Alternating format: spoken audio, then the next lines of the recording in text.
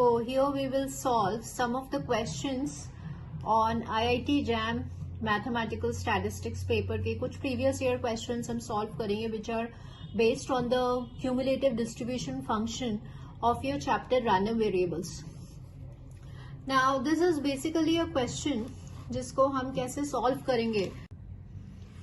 Now see, CDF it is being given to you and range आपको given है k to k plus 1 and k is equals to 0, 1, 2. तो सबसे पहले हम इसमें specifically आपके जो डिस्ट्रीब्यूशन फंक्शन है उसको डिफाइन करेंगे. मतलब यहाँ पे हम वैल्यूज पुट करेंगे 1, 0, 1, 2 जो वैल्यूज अज्यूम कर रहा है एंड वी विल फाइंड कि what the distribution function can take the value. So let's do it. Now see f of x when x it is less than 0, तो ये 0 हो जाएगा आपका. एक बार आप यहाँ पे k की प्लेस पे 0 पुट करेंगे तो यहाँ पे ये रेंज इसका ये आ जाएगा. ये we will put x k equals to 0, तो ये हो जाएगा आपका x by 5. देन यहाँ पे हम k की प्लेस पे 1 पुट करेंगे तो ये हो जाएगा आपका x plus 1 by 5. Here we will put 1. This is 2. x की प्लेस पे 2 पुट करेंगे. k की प्लेस पे 2 पुट करेंगे तो अब आपकी सारी वैल्यूज जो हैं वो स्पेसिफिक हो गई. All these values are specific. ठीक है, ये x is greater than 3 पर आपको 1 गिवन था. Now we will start evaluating these questions one by one. अब आपको पता है कि what we have to calculate the probabilities, right? तो हम सबसे पहले at a point निकालेंगे. In our, if I also told you some of the short tricks, कि जब भी हम सबसे पहला जो वर्किंग रूल होता है वो probability at the end points निकालते हैं, मतलब 0, 1, 2 पे. This will help us to determine the nature of the random variable, whether it is discrete and continuous, and also will help us to evaluate such type of probabilities. So let's find it out. What was the short formula? f0 and f of 0 minus. तो at a point 0 पे आप देख रहे हैं ये 0 हो जाएगा और 0 less than 0 पे 0 है, तो ultimately this is equals to 0. Now next endpoint 1 पे again we will write the shortcut formula. This is equals to this. when f1 निकालना है, मतलब जब x इक्वालिटी होल्ड कर रहा था 1 पे, तो यहाँ पे आप पुट कर दीजिए तो ये हो गया 2 by 5. This means less than 1. Less then 1 में देखिए ये हो गया 1 by 5, तो आपका ये हो गया 1 by 5. Now next at x equals to 2 पे आप देखिए जब इक्वालिटी 2 थी तो यहाँ पे आप पुट करेंगे that is equals to 4 by 5 minus less than 2 पे 3 by 5 which is again your 1 by 5. Then at a point 3 equality जब 3 थी तो it is 1 and less than 3 पे ये 1 हो गया क्योंकि 3 plus 2 is 5 by 5 which is 1. It is equals to 0. तो अब आपको क्या समझ में आया कि अगर हम 4 निकालेंगे तो भी क्या आ जाएगा, 0 आ जाएगा. ठीक है, so therefore what we will conclude. इसने क्या पूछा है आपसे क्वेश्चन कि probability at x equals to j for all the non negative integers. तो जहां पे हम इवेल्युएट कर सकते थे हमने सब निकाल लिया and finally all the probabilities जहां पे j की वैल्यू क्या हो जाएगी 3, 4, 5 and so on will be equals to 0. ठीक है, और सेकेंड कंक्लूजन पे हम क्या पहुंचे, क्योंकि probability at a point it is not equals to 0, तो इससे हम ये भी डिटरमाइन कर सकते हैं कि रैंडम वेरिएबल का नेचर कैसा है, डिस्क्रीट. तो ऐसे भी आपसे क्वेश्चन पूछा जा सकता है. तो अल्टीमेटली हमने एंड पॉइंट्स पे प्रोबेबिलिटीज इवेल्युएट करा, उससे 2 कंक्लूजन ड्रॉ करा. एक तो हम क्वेश्चन की प्रोबेबिलिटीज इजिली फाइंड कर पाएंगे और सेकेंडली हमने nature of the discrete random variable conclude कर लिया. Now we need to find probability x it is greater than 2. तो shortcut formula we know that कि if CDF is given हम इसको ऐसे लिख सकते हैं and this is by the definition of CDF, क्योंकि आपकी CDF की definition क्या होती है, x it is less than sum of the real number. Now what is f of 2? यहाँ से देखिए 2 यहाँ पे इक्वालिटी होल्ड कर रहा है, यहाँ पे 2 पुट कर दीजिए तो it will be equals to 4/5। तो देखिए कितना इजीली हमें आंसर मिल गया, that is equals to 1/5। Next क्या इवेलुएट करना है। Now students, if you have seen my previous lecture, जहाँ पे मैंने आपको एक शॉर्ट ट्रिक बताई थी कि जब इस तरह की इनइक्वालिटीज हमें सॉल्व करनी होती है तो सबसे पहले we just recall this thing कि आप एक स्टैंडर्ड इनइक्वालिटी लर्न करिए। अगर आपका रैंडम वेरिएबल का नेचर डिस्क्रीट है, वो क्या होता है FB माइनस FA, और उसको यहाँ लिख दीजिए। तो यहाँ पे I am writing in terms of the real numbers, लिख दिया। अब जो भी ऐड और सब्ट्रैक्ट करना है, जस्ट कंपेयर दिस। तो जैसे यहाँ पे हमारे स्टैंडर्ड रिजल्ट में इक्वल नहीं था, क्वेश्चन में इक्वल चाहिए, तो आप वो पॉइंट ऐड कर दीजिए। अब यहाँ इक्वल है और इसमें इक्वल नहीं है, तो आप वो पॉइंट सब्ट्रैक्ट कर दीजिए। नाउ अब ये आपको आंसर चाहिए, तो ये तो क्या हो जाएगा, FP minus F of A plus probability at x equals to -1, यहाँ पे नेगेटिव नहीं है तो 0, नॉन नेगेटिव के लिए, and minus probability at x equals to 1, यहाँ पे आपने क्या निकाला था 1/5, put this value. Now f of -1 less than 0 पे, सारी 0 है तो 0 हो जाएगा।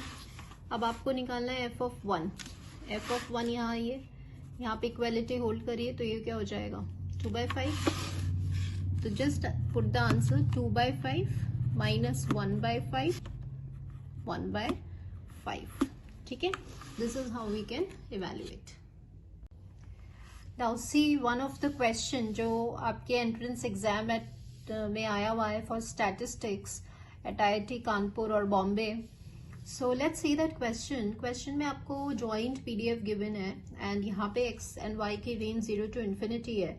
सबसे पहले हमें यहाँ पे कांस्टेंट इवेल्युएट करना है। तो ये हम प्रॉपर्टी जानते हैं कि अगर ये जॉइंट PDF है, so that means if you integrate तो इनका जो सम है that is equals to 1, this we know that.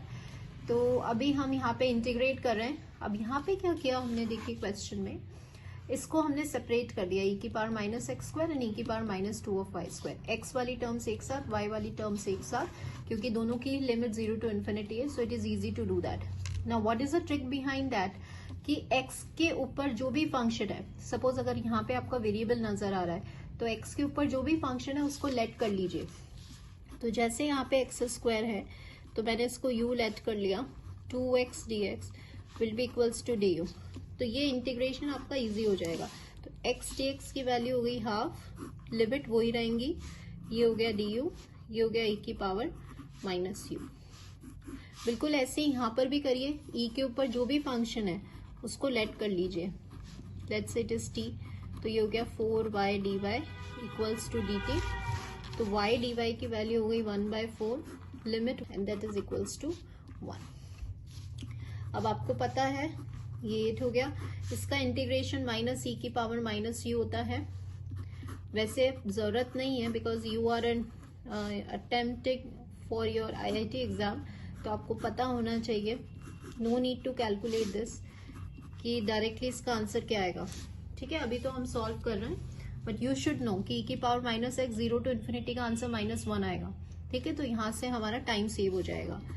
e की पावर -infinity 0 होता है, e की पावर 0 1 होता है। अगेन ये प्रोडक्ट में है, ठीक है, ये हो जाएगा, I make it plus, again this is -1। तो अब नेक्स्ट टाइम से इसको याद रखिए कि e की पावर -x 0 to infinity का आंसर -1 होता है। तो ये 3 स्टेप्स आपके सेव हो जाएंगे and quickly you will get the answer because we need to solve the questions rapidly without taking much time. तो कांस्टेंट आ गया, तो ये आपका पार्ट सॉल्व हो गया। नाउ हमें ये वाला पार्ट इवेलुएट करना है। ठीक है, so let's do it. Now see x square and y square है, तो आप दोनों साइड रूट लेंगे। ठीक है, रूट लोगे तो इसमें नेगेटिव वैल्यू तो आएगी नहीं। क्यों नहीं आएगी? क्योंकि क्वेश्चन में एक्स कैसा है, पॉजिटिव है। तो minus of x and minus of x and minus of y वाली वैल्यू अज्यूम नहीं करेगा। ठीक है, क्यों नहीं करेगा? क्योंकि जब आप इसका रूट लोगे तो ये +- एक्स एंड +- देगा, तो will take only the plus values, negative values ये नहीं लेगा क्योंकि रेंज आपकी पॉजिटिव है, दैट्स वाई। तो इससे क्विकली हो जाता है। अब देखिए इसको दो तरह से I will tell you how to solve this. एक तो इस पे आप कनेक्ट कर लीजिए अपने x और y वेरिएबल को, ठीक है। y छोटा है x से, ठीक है, और इनकी रेंज है 0 to इन्फिनिटी। तो अब हमारे लिए इजी हो गया, y की रेंज हो गई 0 to x और x की रेंज हो गई 0 to इन्फिनिटी, ठीक है। और अगर आपको ये भी समझ में नहीं आ रहा है तो आप प्लॉट करिए इस तरह से, ये y equals to x line है। अब y जो है x से छोटा है, अगर x से छोटा है तो ये एरिया हो गया, and y it is greater than 0 question में गिवन है। ये वाली लाइन आपकी कौन सी है, x इक्वल्स टू 0, तो x जो है वो 0 से बड़ा है, तो ये एरिया हो गया। तो अल्टीमेटली आपका ये वाला एरिया आया, ठीक है। तो अब आप कैसे भी इवैल्यूएट कर सकते हैं। तो देखिए, क्योंकि ऐसे क्वेश्चंस आते हैं तो स्टैंडर्ड रूल बनाइए कि कैसे आपको इंटीग्रेट करना है। हमेशा वैसे इंटीग्रेट करिए with the help of these two limits, जो भी आपको समझ में आए। 8 मैं बाहर लिख रही हूँ and I am writing the question, ठीक है। अब आप लिमिट देखिए, फर्स्ट टाइम राइटिंग y, तो y का लिमिट यहां से क्या आ रहा है 0 to x, 0 to x। और बाहर वाला जो लिमिट होता है ना वो हमेशा फाइनाइट होना चाहिए, मतलब डिपेंडेंट नहीं होना चाहिए वेरिएबल पे। तो यहाँ पे x का लिमिट हो गया 0 to इन्फिनिटी। ये तो मैंने कनेक्टेड देखा तो ये तो इजीली हो गया, बट आपको ग्राफ से समझना है तो आपका ये वाला शेडेड एरिया आ रहा था। तो y का लिमिट कैसे जाएगा, ऐसे जाएगा। तो y की लिमिट हो गई 0 to x जो हमने यहाँ लिखा, और x की लिमिट 0 to इन्फिनिटी क्योंकि फाइनाइट होनी चाहिए। अब सपोज अगर आपको, और इसको आप कैसे कर सकते हैं, सपोज मैंने यहाँ लिखा dy dx, तो यहाँ आपको पहले x की लिमिट लिखनी थी और यहाँ y की। You can also solve this way. x की लिमिट, मैंने क्या बोला, अंदर वाली लिमिट हमेशा वेरिएबल पे डिपेंडेंट होती है, तो x की लिमिट क्या हो गई y टू इन्फिनिटी, और बाहर वाली लिमिट हमेशा फाइनाइट होनी चाहिए, तो 0 टू इन्फिनिटी। ऐसे भी कर सकते हैं। ग्राफ से देखिए, x मतलब हॉरिजॉन्टल, तो ये ऐसे चलेगा, ये वाला एरिया। तो x शुरू कहाँ से हो रहा है, इस लाइन से हो रहा है, y से कहाँ तक जाएगा, इन्फिनिटी तक जाएगा, देखिए। और y की लिमिट क्या हो गई 0 टू इन्फिनिटी, क्योंकि y जो बाहर वाली लिमिट होती है ना, कभी भी वेरिएबल पे डिपेंडेंट नहीं होनी चाहिए, ये ध्यान रखना है। तो ऐसे सॉल्व करिए या ऐसे सॉल्व करिए, ठीक है।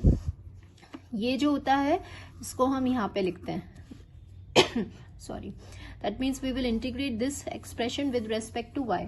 तो कंप्लीट एक्सप्रेशन फिर x पे कन्वर्ट हो गया क्योंकि y की लिमिट्स डिपेंडेंट है x पे, and then we will integrate with respect to x। In either ways we can solve, so let's do it.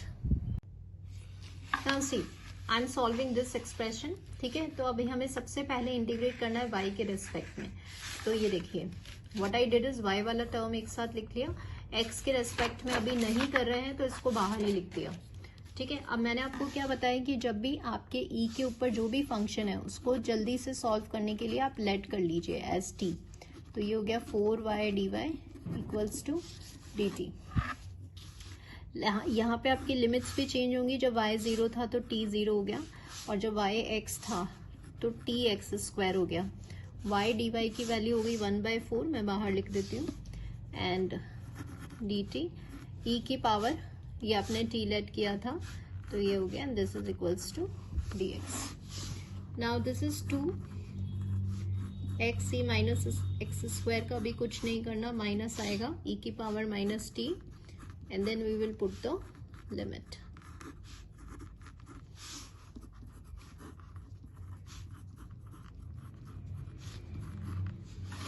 So this is upper limit -1 into dx, minus sign में अंदर ले लेती हूँ, तो ये हो जाएगा आपका x e minus x square, ये माइनस हम ऑपरेट कर रहे हैं, ट्वाइस बाहर है, एंड दिस ट्वाइस बाहर आ गया, माइनस ले लिया, तो ये 1 माइनस ई की पावर माइनस 2x स्क्वायर हो गया, तो ये हो गया माइनस एक्स ई की power minus 3x square into dx। ये अभी हमें इंटीग्रेट करना है, so let's do it. Twice आपका बाहर है, and to infinity x e minus x square d x minus x e minus 3x square into d x. तो इसको आप लेट कर लीजिए, एक्स स्क्वायर को यू लेट करेंगे तो 2x dx इक्वल्स टू dt। लिमिट में कोई चेंज नहीं आने वाला है, तो half 0 to infinity e minus u d u. ऐसे ही इसको जब आप लेट करेंगे लेट्स से w, तो 6x dx is equals to dw आ गया। नाउ ट्वाइस, अब आपको पता है e की पावर माइनस एक्स, इसका याद कर लीजिए माइनस हाफ होता है। अगेन इसका -1 हो गया, तो ये माइनस प्लस 1/6 हो गया। ठीक है ना। सो अभी हमने क्या किया, इसका जो इंटीग्रेशन होता है वो अगर आप माइनस साइन बाहर रख रहे हैं, मतलब e की पावर माइनस यू का इंटीग्रेशन 0 to 1 में 1 आ जाएगा, माइनस माइनस 1 हो जाएगा, तो ये हो गया। और ये भी 1 आ गया इसका इंटीग्रेट करने पे। कैसे देख लीजिए, e की power minus u minus sign minus e की पावर माइनस यू इंटीग्रेशन होता है इसका 0 टू इन्फिनिटी। तो ये इस पार्ट में जब लिमिट रखोगे ना तो ये -1 हो जाएगा, e की पावर माइनस इन्फिनिटी 0 -1, तो ये -1, तो ये +1 हो गया। तो इसीलिए ये हाफ हो गया और ये आपका यहाँ पे -1/6 हो गया। ठीक है, अब देखिए यहाँ पे ट्वाइस 6 इज एन एलसीएम और ये आपका हो गया 3 एंड दिस इज -1, तो ये आपका हो गया 2/3 as an answer. Question solve करें जो आपके एंट्रेंस एग्जाम में आते हैं for MSc at Kanpur, Bombay and Kharagpur. And ऐसे ही हम एक सीरीज, मतलब we will also take 1 or 2 lectures